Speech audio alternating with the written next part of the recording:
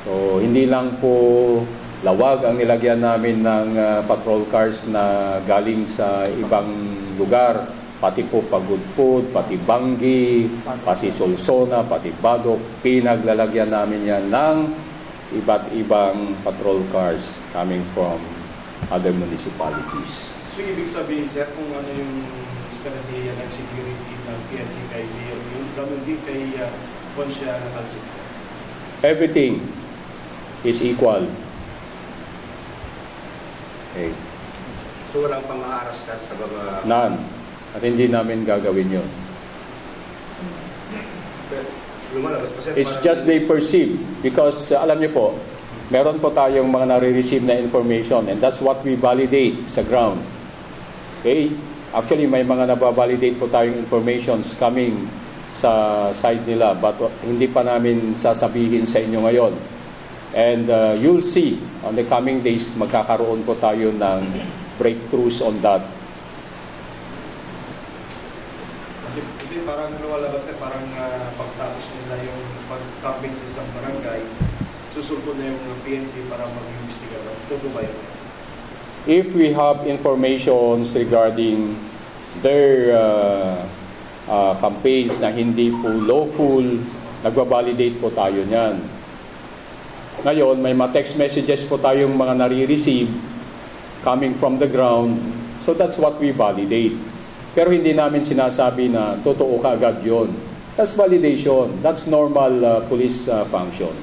Pwede ba malaman, sir, kung ano yung mga validate? Hindi ko sasabihin ngayon kasi those are informations and those could hamper yung aming mga operations.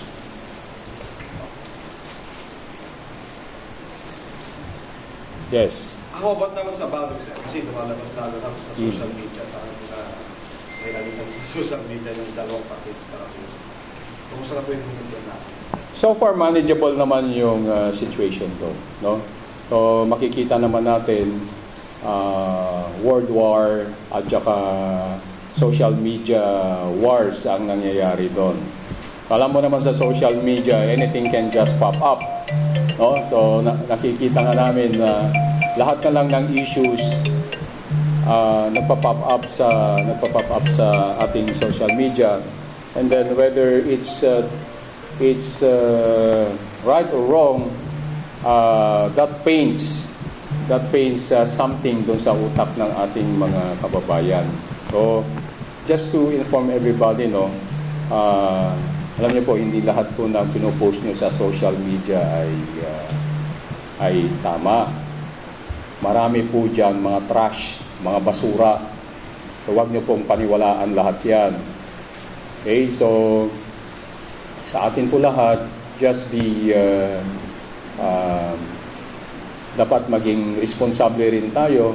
And of course, no, pagka nag-post po kayo ng isang bagay sa social media, don't believe in yourselves na you can always hide on it.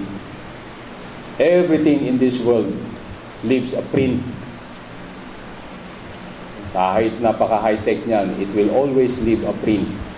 So siguro ngayon, di pa kayo na-prosecute for telling all those lies and all those malices. But then, everything will have its own time.